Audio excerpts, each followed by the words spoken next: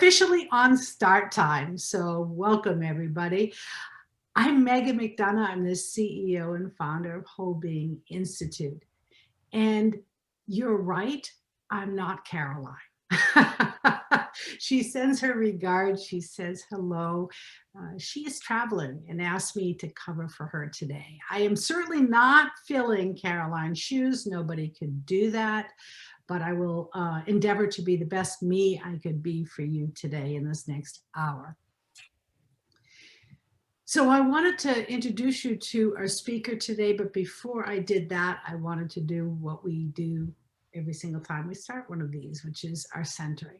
So feel free to get yourself in your comfy position, put aside your stuff. If you're more comfortable keeping your eyes open, completely fine, or maybe taking a soft gaze down towards the desk or whatever else is in front of you. Allow yourself to take a nice deep breath in and a big exhale.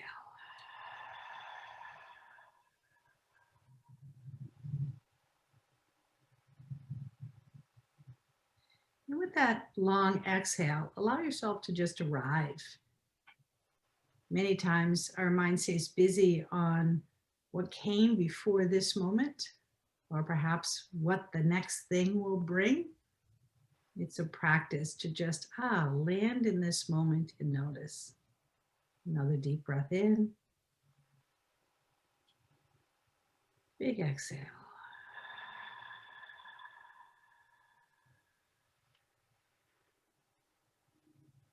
And with that next exhale, noticing the physical body, just scanning the body and checking in. How are you doing today, body?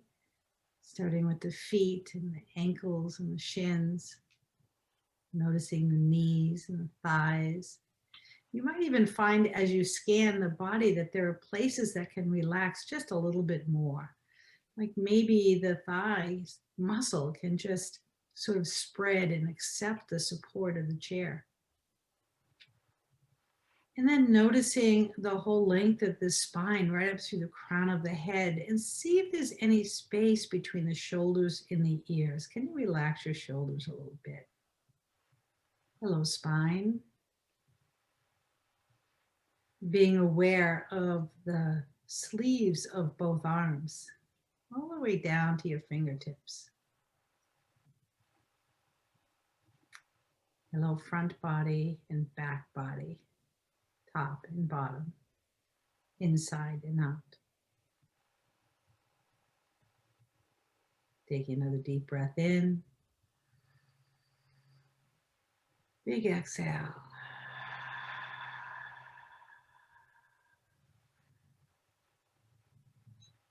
And with that last exhale, allow your eyes to gaze up and just take a little scroll through the images that you see on your Zoom, and mentally just saying hi to the little icons or the little names, maybe some familiar faces that you see, and wishing them well. I wish you well, I wish you well, I wish you well.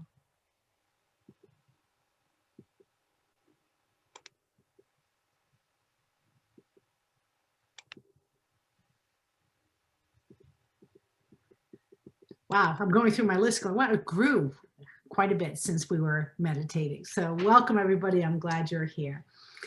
So for those of you who joined a little late, just to let you know that Caroline is out today, so she's asked me to fill in, of which of course I'm very happy to do. And then I want to introduce our speaker for today. Very lucky to have you here today, Liana. So welcome, Dr. Liana Lianov. Let me tell you a little bit about her, and I'll begin with just saying something I said to Liana when we first got on. Our paths, her and I, have been going in parallel directions. We've connected on a number of different times, but they seem to be getting closer and closer and closer. So I look forward to deepening into conversation today. We actually just were at a conference together last week and had the opportunity to connect. So I'm very much looking forward to hearing what she has to say today. Just a little aside, I do have a background in medicine. My degree many lifetimes ago is in nuclear medicine. So I'm very interested and engaged not only as a consumer of healthcare, but as a past provider in the traditional healthcare system of how we can do better, really looking at the whole person, which of course is the whole premise of Whole Being Institute, whole person well-being. So with that in mind, Liana, here's who she is for those of you who have not read her bio. Liana is a global leader in lifestyle medicine, and she really has moved forward this idea of integrating positive psychology into healthcare. She led the development of the original lifestyle medicine core competencies for physicians and health professionals, which has recently been expanded to include positive psychology-based knowledge and skills. Yahoo for that one, Liana. We need your advocacy there. She does serve as a president of the Positive Health and Wellbeing Division of IPA. That stands for the International Positive Psychology Association. She is the chair of the Happiness, Science, and Positive Health Committee of the American College of Lifestyle Medicine, the lead faculty for the ACLM Physician and Health Professional Wellbeing Program, and the vice chair of the American Board of Lifestyle Medicine. And as if that isn't enough, she just decided, I have so much free time on my hand, I think I'll start a new nonprofit called the Global Positive Health Institute. Not that you're a high achiever or anything, Liana. She also directs programs in heart disease, or directed programs in heart disease, stroke, and cancer prevention at the California Department of Health Services. And in 2018, Dr. Lianov convened the inaugural Summit on Happiness, Science, and Healthcare, which I was invited to and didn't get to go. I was very sad about that. Which led to the scholarly publications in a groundbreaking book, Roots of Positive Change, Optimizing Healthcare with Positive Psychology. Welcome, welcome, welcome, Liana. I am so glad personally that we get to meet, and professionally for what you're about to share with all of us. Welcome. Thank you so much for having me. It's just always a pleasure to have any excuse to talk about this area that is my passion, which is the intersection of positive psychology and health. Well, we're ready and able and willing to go with you on this journey because we're all equally interested in that. Terrific, yes. And I'm happy to share a little bit about my journey, just a teeny bit. How I got here. I think I've always had a natural interest in what makes people tick, what drives them, you know, of course, what makes them feel fulfilled and happy and healthy. And so over decades, even as before becoming a physician and all through my medicine, I, to the extent possible, was get my hands on any scholarly articles or any good books that were talking about this. And of course, there's been in recent decade or two an explosion in this area, and particularly exciting to see all the good science in positive psychology that's going on. And so I got involved with the International Positive Psychology Association, and I saw someone was asking, that was the conference that Megan and I were just at this past week.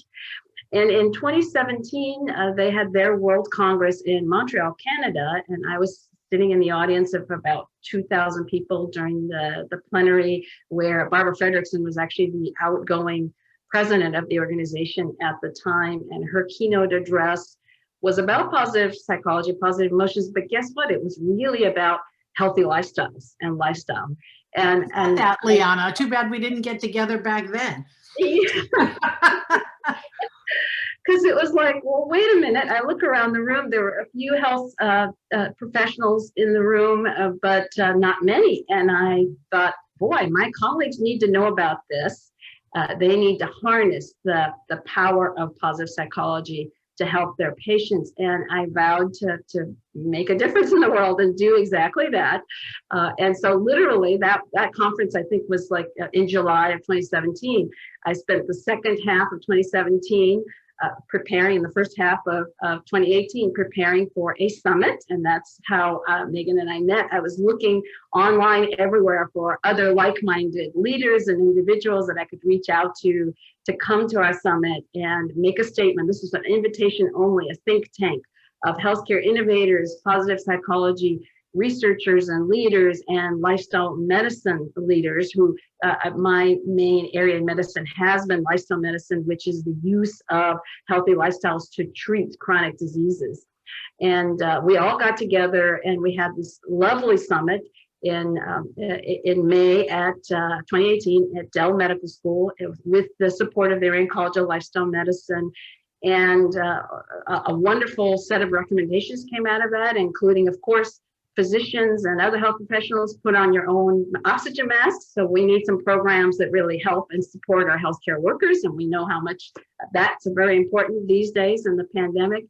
And anyway, it led to a couple of articles that we really put the statement out there that the whole community, but particularly the healthcare community and all the stakeholders we need to get together and see if we can revolutionize how healthcare is practiced in terms of really helping to integrate the good lessons from positive psychology into healthcare. And of course, it's a long journey. Lifestyle medicine is still the underdog of healthcare in general, and then positive psychology is kind of the underdog of the underdog. So we have a long journey ahead of us. I did help develop this handbook with the Iranian College of Lifestyle Medicine, which is a foray in this area, and realized so much more needs to be done. And that's why I started the nonprofit, and love to have all of you who are interested become champions, and we'll talk a little bit about that. Great. Thank you so much for that context. I appreciate that. And those of you who are joining us, I saw another question about where is Caroline? She's traveling, so she's not able to join us today. But I did want to let you know, Caroline, Phoebe, and I will be on Thursday to actually talk about and mark this year of COVID. We've been doing this programming for a year. So you will have Caroline back on Thursday. And I just want to check before I turn it over to Liana that I didn't miss anything else. Phoebe, I see your note. I will go ahead and put that in the chat. Elaine, great to see you. Lois, you too. Thank you for that. And we talked about the conference. So I think all those questions have been answered. Feel free if you have anything else to pop into chat. And for now, Liana will share some slides for some context. Of course, now they disappeared, so please bear with me. We practiced this and then they disappeared.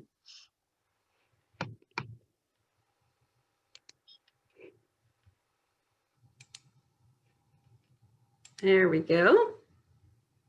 Hope you all can see that. There. We good? Can you see this? All right. So again, thank you for this opportunity to delve into, but in a fairly light fashion, this link between positive psychology and health, and give you my worldview around that, and would love to have some discussion afterwards. Most of you who've been participating in this Positive Psychology Hour probably know the main components of positive psychology, which leverages our positive affect, ongoing positive emotions, but it also means embracing all of our emotions, emo-diversity. We're human beings, we're gonna have ups and downs, so we gotta embrace everything, but to the extent that then we shift our overall affect to be content with our past, happy in the present and mindful in the present, hopeful for the future, and also to the extent that we are leveraging our own virtues and strengths, particularly our character strengths, that builds our overall well-being. Now then the question is, how do we use this to promote our own health? And of course, one of the questions is, how do we define health? So I'll let you reflect on that for a moment. And I expect that there'll be a variety of answers. And the reason there's a variety of answers, because of course, health can be broadly defined as whole health or total well-being. And it touches many elements of ourselves, our minds, our bodies. And as it turns out, positive psychology impacts all of those elements of health. Our emotional health, of course, we often think positive psychology and it boosts our happiness, but also in mental health, positive psychology is an important treatment adjunct for depression, anxiety, stress. and particularly around trauma, which has been on everyone's minds lately with the pandemic. And in essence, all of us have experienced a small level of trauma, small t, in that when the pandemic hit, we lost sight of our future. Our future was uncertain. And we had all of that in common. And then how do we get through that? And I know you'll be having Barbara Fredrickson speak on the article that they just published with all the luminaries, or many of the luminaries in positive psychology, about this buffering and bolstering and building around mental health. And it's really about, in essence, post-traumatic growth. And positive psychology is at the center of that, and at the center of how we can promote mental health, no matter what we're faced with. And not only that, but actually become our best selves, even better, because we've gone in and we faced some difficult times. So emotional health, mental health, physical health. So all of these kinds of positive psychology mindsets and activities that are studied and recommended by positive psychologists have physiologic benefits on our bodies. And we'll take a look at some examples. Our social health, which is an important part of that positive psychology model, relationships. We have the most robust research around this connection of our social connections and our health. And then positive health, which is a term coined by the founder and father of positive psychology, Marty Seligman. And what he was intending there is that by doing the kinds of activities and mindset in positive psychology, we're able to possibly achieve a state of well-being and a state of health that is much greater than and leads to a happier, healthier, longer life than if we were only tackling traditional risk factors, like, and of course we all think about healthy lifestyles and eating healthy, being active, etc. But what else can we do to go even beyond that? And that's that state of positive health. And so clearly every aspect of our health is impacted by positive psychology. And then as a physician and someone who now has been thinking about this on behalf of the new Global Positive Health Institute, how can we leverage positive psychology to really improve the offerings within healthcare, and not only that, but improve the environment within healthcare. So positive psychology can clearly improve communication between patients and the healthcare team, between the healthcare workers. It builds those relationships throughout the day for those healthcare workers and the patients that are there, whether they're interacting there physically in brick and mortar or through virtual visits and telemedicine, building that positivity resonance coined by Barbara Fredrickson, and building a culture of well-being. And not only that, but it actually, being able to do that helps the health professionals be more accurate in their diagnosis. So it's helping with their care and communicating with patients, but also more accurate diagnosis and fewer medical errors. And a famous study that I love to talk about is the CANDY study. So they took a group of physicians and they randomized them to receive a piece of candy or not right before a diagnostic medical examination. Now, they weren't allowed to eat the candy, so they weren't getting a sugar high, but they had gotten the candy as a kind of that dopamine boost reward. And lo and behold, the group that got the candy did better. They were more accurate in their diagnoses. So clearly that, again, Barbara Fredrickson loves to talk about the theory of broaden and build. It opens our minds, expands our emotions, our cognition as well, and we do better. And so clearly we want our health professionals to be doing better and taking care of ourselves, taking care of themselves and us and ourselves. And then now, especially a year down the road with the pandemic, we know how much healthcare workers have suffered. Of course, we know there are a lot of organizational changes that need to happen to support healthcare practitioners, but also a very important part is self-care. And we're talking intensive self-care. And in my mind, intensive self-care includes elements of positive psychology to help prevent and combat burnout. when we say positive psychology activities, mindsets, or interventions, there are a lot of different things we can be thinking of. Here's a few on the slide. And what I love, and I picked this list out because it is what was studied by Hendricks and his team, where they did an analysis of many studies looking at a variety of positive psychology interventions and said, well, what are the outcomes? Well, even though they put in a variety of interventions and a variety of quality of studies, despite that, there was a small but a statistically significant increase in the participants' psychological well-being and subjective well-being. So we know this works to boost our subjective psychological well-being, and then we have evidence that having that psychological well-being can boost our physical health. And just one tiny example of that is if we think of patients with diabetes, those with positive psychological states have lower hemoglobin A1C, so lower blood sugars, fewer diabetes complications, lower rates of cardiac events, and lower mortality. And so much more needs to be done to study how we can implement these kinds of activities with different groups of patients. But this is just an example that makes me very hopeful that we need to be doing this and need to be learning more about how to do this.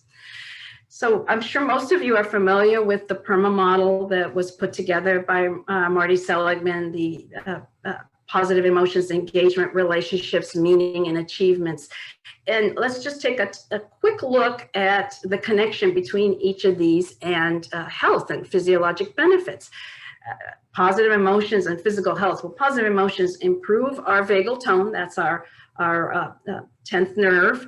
And it boosts gives us greater heart rate variability, and greater heart rate variability is good for the heart. And this is a part of the reason that people with positive emotions probably have less cardiovascular disease.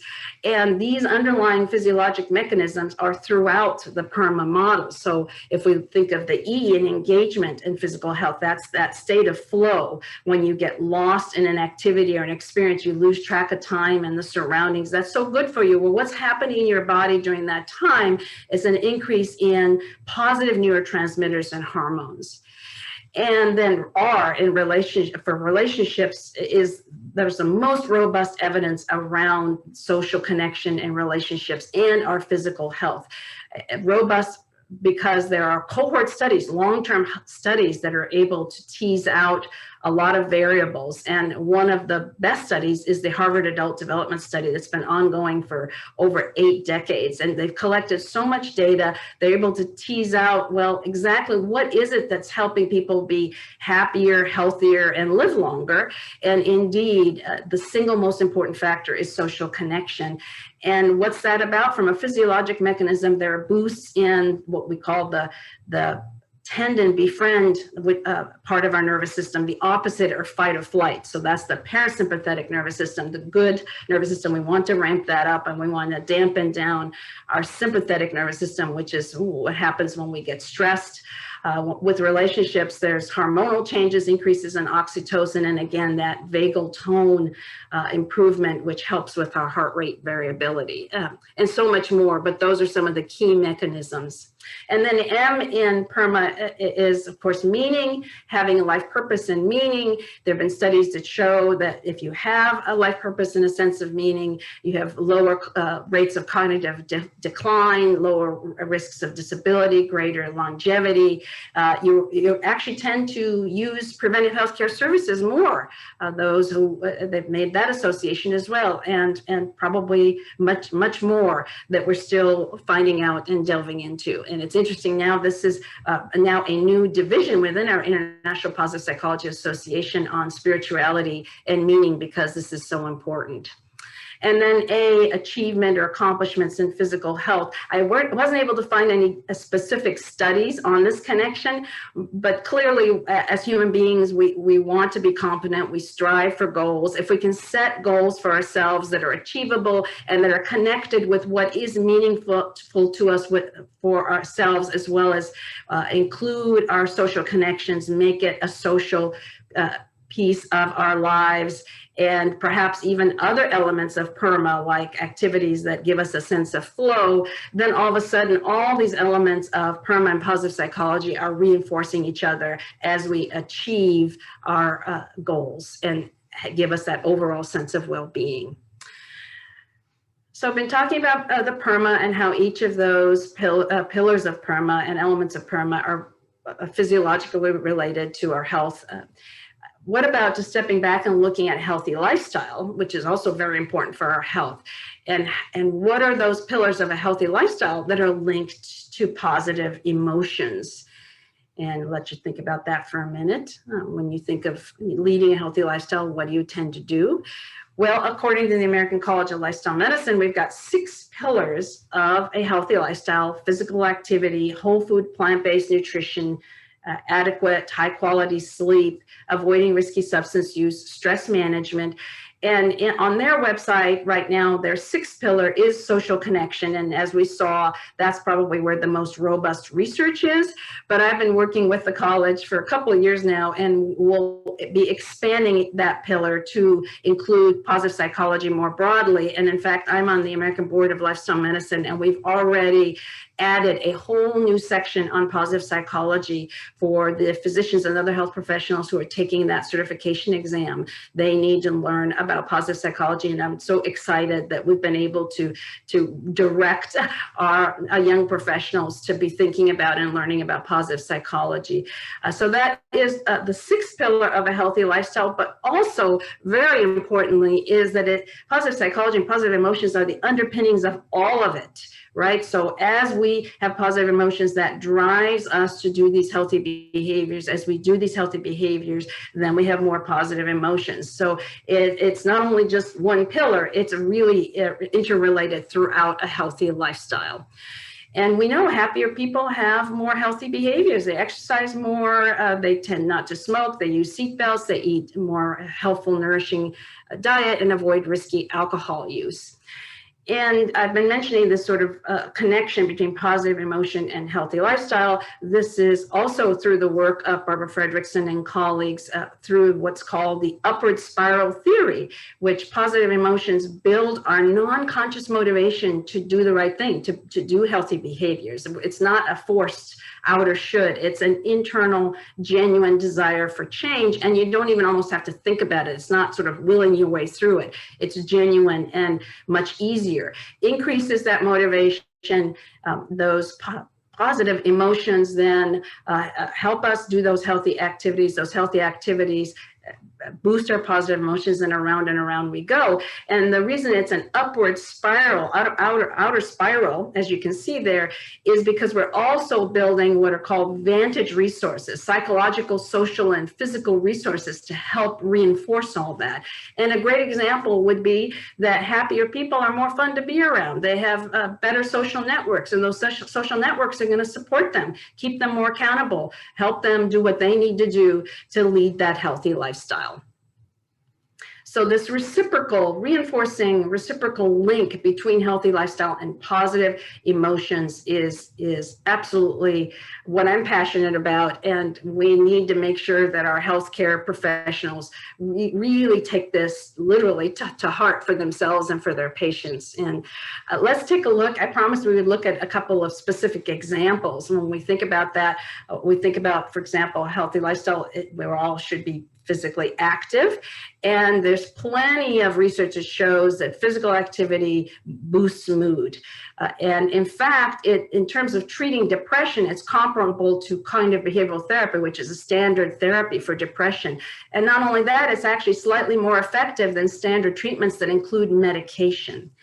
And then over and above, physical activity boosts our overall happiness level. But then the reverse is also true. And through long-term cohort studies, we can tease out kind of what came, the chicken or the egg, what came first. And through this 11-year cohort study here, they were able to show that people who had psychological well-being were more likely to be exercising, and they had higher physical activity levels. Now, what about a plant-based diet? Plant-based diet can be used to treat depression. A plant-based diet on top of that actually can boost happiness. And in this study where the participants were eating at least 7 to 8 daily servings of fruits or vegetables, they reported feeling calmer, happier, more energetic than normal, and that predicted their mood the next day. And then guess what? There were other studies that show, well, being happier is associated with having greater fruit and vegetable consumption. You're just much more likely to reach for that apple than possibly that chocolate cake. So again, reciprocal and reinforcing. And last but not least, we've all had the experience of what the connection is between sleep and mood and happiness. This study from University of Pennsylvania, they took the participants and they limited their sleep to 4.5 hours a night for a week. And of course, after that, they reported being so much more stressed, angry, sad, exhausted. And then once they were allowed to get to their normal sleep patterns, and we normally need about 7 to 9 hours per night, then their moods improve, lo and behold. And so clearly we need our sleep for a good mood, but the reverse is true, and we've all experienced that. When we're anxious, stressed, sad, that disrupts our sleep. And so clearly, positive psychology allows us to boost our health, every aspect of our health. It allows us, through this reinforcing reciprocal link, to boost our healthy behaviors. It allows us to live longer, because as all of that is happening, there are underlying physiologic mechanisms within our bodies. So happier people live longer. Why do they live longer? They do have, of course, those healthier behaviors. They have that cardiovascular health. I alluded to that parasympathetic nervous system boost, the tend and befriend that's so important, especially with social connection. They have lower inflammation levels, greater immune system strengths, longer telomeres that are associated with living longer, and better endocrine regulation. So, wow, being happier is absolutely good for your health. So in summary, positive psychology has a role in all elements of health. Positive activities and mindsets are an important part of a healthy lifestyle. They're that what I call the sixth pillar of the 6 pillars as defined by the American College of Lifestyle Medicine, that these positive emotions and healthy habits really reinforce, and they're just so intricately linked that how can anyone who's prescribing a healthy lifestyle not also prescribe positive psychology mindsets and activities? And that is why I'm so passionate about doing what we can to start integrating positive psychology prescriptions, if you will, in healthcare, and what is the role of healthcare, and what kind of research do we need to be able to fully harness this in traditional healthcare settings. And I mean outside of mental health settings, behavioral health settings, your regular family practice doctors, your internists, your medical specialists, cardiologists, oncologists, endocrinologists, all those medical specialties could benefit from being able to offer positive psychology interventions to their patients. So with that, what was your greatest aha during this discussion? I hope you learned something new. If you already are familiar with some of this material, I hope that I've inspired you to reinvigorate you about how important it is to be practicing these positive psychology tools for your health. And there are things you can do beyond that. Build it into your self-care, but I hope that you'll think about joining the movement of changing healthcare. And one small way you can do that is by talking to your doctor or others on your healthcare team about how you are interested in positive psychology being a part of your care, positive psychology being part of your total health and well-being. And then spreading the news through the community. And this positive psychology hour is an important example of how we can learn from each other, share, and really expand the awareness and take action. There are also peer-to-peer programs that can be established, and the Action for Happiness in the UK has been doing this for a number of years now. They have a lot of programs around the UK, but they're really expanding throughout the world, and they're peer-led but science-based well-being learning groups. And so if that's something that interests you and you want to start a small group on your own with some other like-minded people within your hobby group or your neighborhood or whatever it may be, then that's something to think about. And the Action for Happiness will help you do that and give you the resources to do that. So we're creating an overall movement both in the community but also within healthcare. We need everyone. We're all stakeholders, and we all have a role to play in this. So with that, thank you for your attention. I'd love to stay in touch. There's my email address, positivehealth@lifestylemedicine.org. Our Global Positive Health Institute is so new that we're still building the website. I'm hoping that it will be up over the next couple of months, and it will be at positivehealth.world. And thank you so much for your attention. I'm going to stop sharing now. Well, we had a whole bunch of things coming in on the chat. Thank you, Dr. Liana, for that overview. Very helpful and really exciting to think about. It feels so timely. You know, I actually, when I left the medical world back in 2000, the traditional care, I kept trying to push this idea, and it wasn't ready. It wasn't fully baked yet for people to hear. And I think there's much more appetite now for this. Let me go through the chat. There were some people who were questioning the slides. If you want to send me your slides out after this, it can go out on Friday's email for everybody else. So Absolutely. Anita, I said she missed one of the slides, so we'll go ahead and get that to you, Anita, by the end of the week. Also, Susan asked if you could refresh what PERMA means. She missed that slide. So sure. So PERMA is a framework developed by Martin Seligman. That's one way to think about a variety of positive psychology elements, because there's so many of them. So P is for positive emotions, or any kind of activities that boost positive emotions like gratitude, acts of kindness.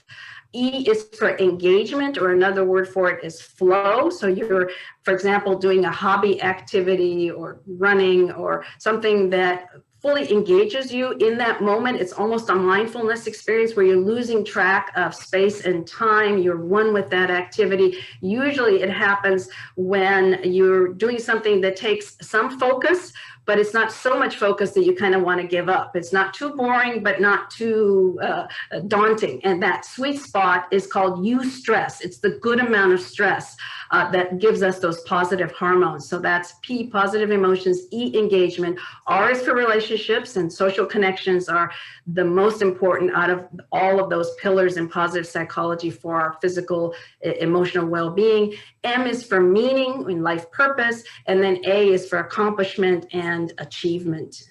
And again, I was saying that, again, goals would be achieving goals that really reinforce and help us use all the other elements of PERMA as a way to really help everything reinforce each other. Excellent. Thank you, Liana. Okay, I'm going to go back in time. There was a comment about from Anita that there's a big gap in her mind, and I agree with the lack of emphasis on food for good health in the traditional healthcare system. It's almost like it's ignored. Any comments on that or thoughts about that? Yes, it's been very frustrating. Of course, I'm working in the lifestyle medicine community that is a front runner advocate for a whole food plant-based diet as being absolutely essential to health and well-being. And the lifestyle medicine community is reaching out and working with health systems and other practitioners to get this into the mainstream, but it's amazing how much more work there is to be done. There's still a lot of misinformation, even within our own healthcare community about that. There have been groups of leaders. There are a number of leaders who they have done research in this area. They've dedicated their lives to nutrition and health, and they've started I think it's the True Health Initiative, and so you can look that up. It's a list of probably 200 experts and leaders who are working to get the message out globally about this importance of a whole food, plant-based diet and nutrition. So with this agreement, Anita, that's true. We talked about PERMA, talked about slides. some folks mention that they have a physician who doesn't have a very positive approach. So not sure if you have any pearls of wisdom as consumers when we go in to meet with our healthcare professional and he or she is antithetical to this approach, or maybe doesn't even know about positive psychology. Any thoughts on that relational field, on what we can do to make that more conducive to health?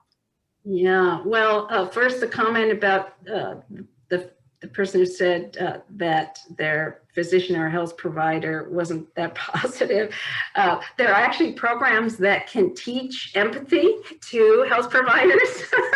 So somehow gently, tactfully suggest maybe they take an empathy course, but you know, serious and kidding aside, in terms of, I think a lot of the pushback from the community is either going to be on the science, and so that's where I'm working to help really summarize the science in a way that speaks to the healthcare community. That also the pushback is around time. They'll say, well, you know, I don't have time to talk to you about your life purpose.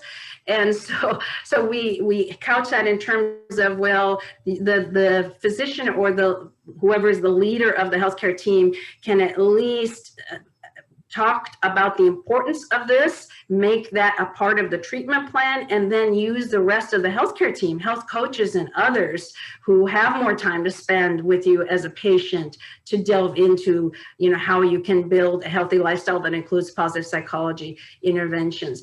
And then there are kind of naysayers. They're saying, well, I just, you know, I'm not sure it's really part of what it's my job to do in healthcare, and we're going to turn them around by giving them some great examples and good studies and good papers to show that. And I had an aha moment many years ago myself, because I kind of thought, okay, I'm passionate about this stuff, but it might sort of be outside of traditional healthcare. And this was still years ago. I worked at the California Department of Healthcare Services, and we were leading the Medicaid program for chronic disease. And we brought in some experts from, I think it's the Institute for Chronic Care Improvement up in Seattle. And the gentleman, the one thing that really stood out in my mind was he gave an example of how do you take care of chronic disease? Well, let's look at an example again. It happened to be a gentleman with diabetes who had recently lost his spouse a couple of years earlier, was feeling very lonely, just kind of was down and out, and his sugars were too high, hemoglobin A1C too high. And, you know, traditionally, you know, the health provider would want to go in there and say, well, you know, what are we going to do about your sugars? You know, let's get you to eat right. Let's get you to exercise. But instead, in this example, what ended up happening is the conversation turns to looking for a dog and looking to adopt a dog. And they spent the entire healthcare visit talking about how the patient was going to get a dog. And lo and behold, as you can imagine, 2 or 3 months later, the patient comes in, they've got a dog, they're happier, they have that oxytocin boost from having that pet, they've been walking the dog, they're getting physical activity, and lo and behold, the sugars are better. Now, that was so much more effective than going in there and saying, okay, how are we going to fix your sugars? Instead, who are you? What are you interested in? You're lonely, you're interested in a dog. Let's just talk about that. And having health providers see those kinds of examples as that, okay, this actually is part of my job. This is my role. And in fact, this is going to make me a better physician, clinician. Which was one of the questions that came in about A1C. How do I lower my A1C? So this isn't we're not giving medical advice on lowering A1C, but when you think about positive emotions and the placement of positive psychology in that story you just told about get a dog, it lowered their sugars. Anything else you want to add in terms of A1C? Hey Siri. Yeah, and yeah, I see Neil Bernard has a phone number for Staples on Needham Street.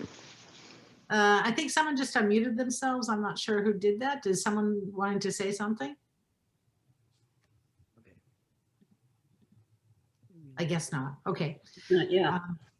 So go ahead, Liana. You were saying Neil Bernard. Well, I was just saying, yeah, Neil Bernard is of course one of the leaders in here to help you make more happen for less lifestyle today medicine. and every day.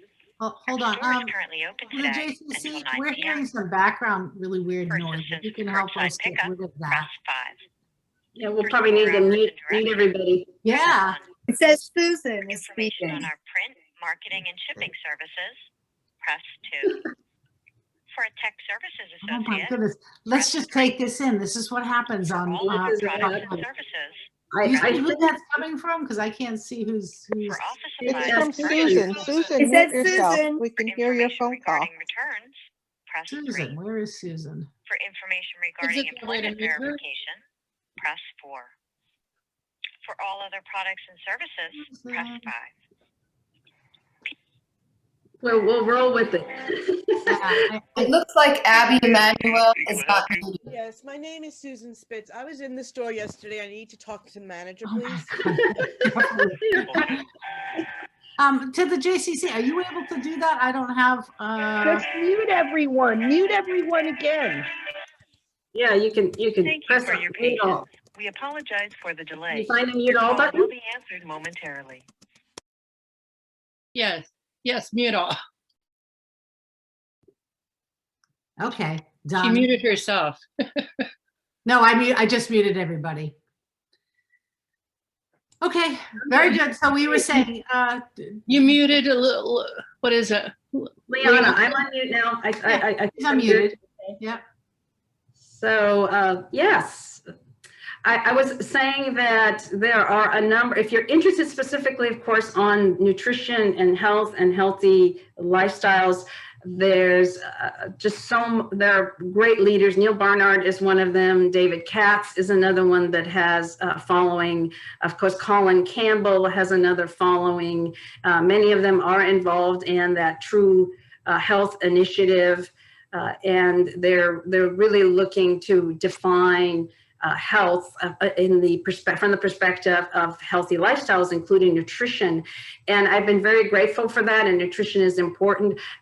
Like I said, from a positive psychology perspective, there's not enough being done in that space. And so I'm leaving all the nutrition to my colleagues who are passionate about that and physical activity and sleep, and saying, okay, I'm going to have a gathering of leading health care experts who are passionate about what we can do to promote positive psychology. And so, so that's Great. one of those pieces. And again, back to that question, how do we engage? How do you engage your doctors who may be skeptical? Is just talk about it, keep talking about it, ask questions, bring in resources if you're aware of resources, share your stories. And over time, it's going to take time, it's re-exposure, and we're adjusting the norm. And it takes a while to adjust the norm and to adjust how healthcare sees its role. But as Megan said at the outset, I think there are some really exciting shifts happening within healthcare now. And there are a number of companies out there that are supporting, some of the hot words are social needs, social determinants of health. There are large healthcare insurers that are realizing, boy, we're not succeeding with treating chronic diseases. What's wrong here? What else do we need to do? And so it's things around healthy lifestyles, but it also includes stress management, positivity, relationships, social connection. And in fact, I'm just now connecting with a leading health insurer in Arizona that has had this app and now a program that's also simply focused on social connection, because we talked about social connection. And so the natural thing to ask is, well, what about especially elderly people who may be losing their social connections, maybe don't have family, maybe have friends dying off? What are some ways we can support them in this very important positive psychology element? And so there are groups that are looking at that are developing connections, developing the right apps, plus this sort of high touch, high tech, right? So just because technology is available to us, it's not enough. But again, to incorporate all of these positive psychology elements, and particularly social connection, is starting to happen, and it's again really exciting.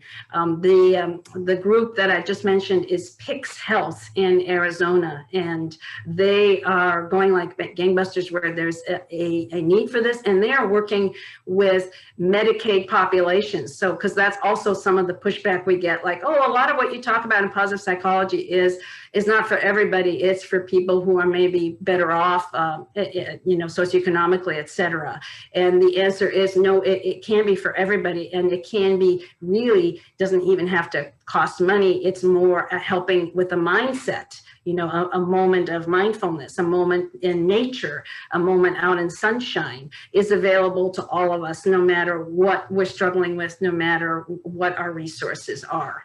Right. And so I want to also point out, Sanj made a comment. Dr. Sanj Patel is also here. He happens to be a certificate in positive psychology graduate of Holding Institute, is a physician doing a lot of fantastic work. And he's actually going to be on the JCC speaker series May 20th. I hope I have that right, Sanj. Phoebe was sending me little notes beforehand. So I think that's when you and Phoebe and Caroline will be on. And he says we use this new paradigm the term he's using in this new paradigm as positive medicine. Using positive psychology and medicine can scale rapidly with physicians teaching to their patients, to their families, et cetera. Do you have any experience with resistance to these ideas by physicians? Sanja's question to you, Liana. Well, so I've been talking a little bit about that resistance, and a lot of it has to do with either not enough science, not enough time, not exactly their role. That's the role of health coaches or others. And so that's part of the reason that, again, I've started the Global Positive Health Institute, is to push back against that kind of resistance. So absolutely, most physicians are like, what? Kind of. Yeah, that resistance is understandable. Yeah. We are definitely on the leading edge, and so absolutely. But on the same time, again, I've alluded to the fact that there is a shift, and one exciting example of that as things become more mainstream in recognizable institutions, large institutions, then physicians will pay attention. And a great example of that is the Veterans Affairs Whole Health Program. Right? I mean, they are doing some amazing work with yoga and mindfulness and helping those vets avoid or treat their substance use and misuse. And so now we're starting to this is a large healthcare system. It's part of the federal government that's taking this seriously. Mm-hmm. So those kinds of examples are what we'll be bringing back to physicians who are skeptical. Mm. So I've got a couple of requests for people if you could put your email in the chat, Liana, if you're open to getting these. Sure, absolutely. I had on that last slide, but of course it disappeared. So. Yeah. So Judith, thank you for putting that Benefits of Sunshine article in there. That's great. Get outside, enjoy the sun. And Sue Martin asked, what was that healthcare company in Arizona? Pix is what you called it, I think? Pix Health, PYX. PYX. But again, they're right now experimenting with what they can do for social connection for the participants in their health plan. But again, I mention it because it's a large health plan that's being successful, and hopefully other health plans will learn from that and will get those collaborations going. And people were saying too, they were chatting, and that sometimes it's hard to find a physician on this. Do you have any recommendations on when you think about lifestyle medicine of people who you can find that take your insurance that you could actually actively go out and find?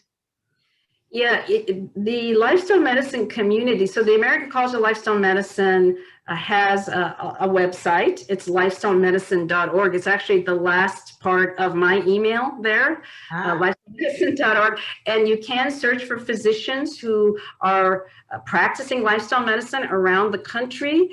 So in terms of finding a physician, that's a place to look. The real problem still is, and what the college is working on, is to figure out how to get that reimbursed.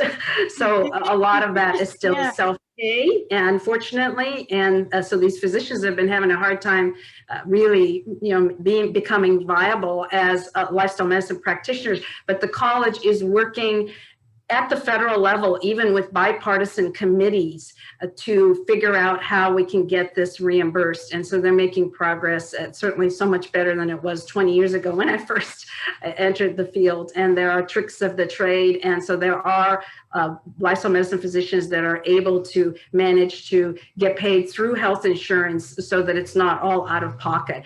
But unfortunately, there aren't enough where I can say, here's a list, and they'll take, these are all lifestyle medicine practitioners, and they take all kinds of insurance, but that would be great in the future. Yeah, this is such a big, thorny, hairy issue. And I'm not sure, did you send your email to everybody or just to one person? Because Sorry, it went privately. I didn't catch that. Thank you for pointing that out. And while you're doing that, I just want to bring to completion some final points that Phoebe wanted to make sure I made note of as we close out today's session. As I said, some interesting folks around this same topic of health and well-being. And we think about traditional healthcare. We have Sanj talking about positive medicine on 5/20. And we have Dr. Elaine O'Brien talking about exercise on 5/4. We have Mikhail from also a SIPSTER who will be coming back in on his new book about walking on April 29th. You, of course, will get all these on the JCC webinars. I'm just priming you for some of the things that are coming around this topic. And also let you know that on Thursday, we are sort of marking, and I just want to put this link in because this is this week. We have myself, Caroline, and Phoebe marking this year of weird COVID, because amidst all of the difficulties that we had, we actually want to spend time to say what has been grown or capacities built during this time. It's been a weird year. So marking it is important, and also reflecting back on how have I grown? What has this led to? What good has come out of it? What new relationships are available? So we're actually going to be talking about that article that was mentioned today by Dr. Lianov about Liana, about the buffering and building and bolstering of positive psychology as a lead up to the interview I'm having on April 6th with Barbara Fredrickson. So feel free to go ahead and grab that link. And the other thing, if you want to hear more from Dr. Liana, Phoebe gave me this, which was a podcast, I guess, that you were on about positive medicine. So take a look at that too. That Phoebe, she always has lots of good advice. So in agreement, in conclusion, I just want to send a heartfelt thank you to you, Liana. I look forward to more fun and goodness. We'll get that PDF from you and we'll send it to the community on Friday. For the JCC team behind the scenes, I want to say thank you for your support and for being here today. And Caroline, welcome back when you eventually come back on Thursday. To all of you, thank you for being here. I appreciate you. Be well, have a great day, and we'll see you on Thursday. Take care, everyone. Thank you so much. Yes. You can all unmute yourself and say thank you, hello, whatever you want to Thank say. you. Thank you. Thank you. Bye-bye. Thank Live you. long and prosper. Yes, you too. Guys, Thank you, sunshine. Bye, Ann. Thank You you. make the day. Bye. Thank you. Megan, these have been lifesavers during this time. Thank you Oh so my much. gosh. Thank you. This has been my lifesaver. I've Thank you. become positive. After a year, I'm positive. It works. See, it works. Thank you. Doctor, you have a good partner with Megan. It will be a wonderful. Yeah. Oh, Yes, I think I'm going to be adopting Megan to help me with something. I think good. it's a I'm good excited adoption. about being adopted by you. It's a good one. Yes, Thank please. you so guys. much.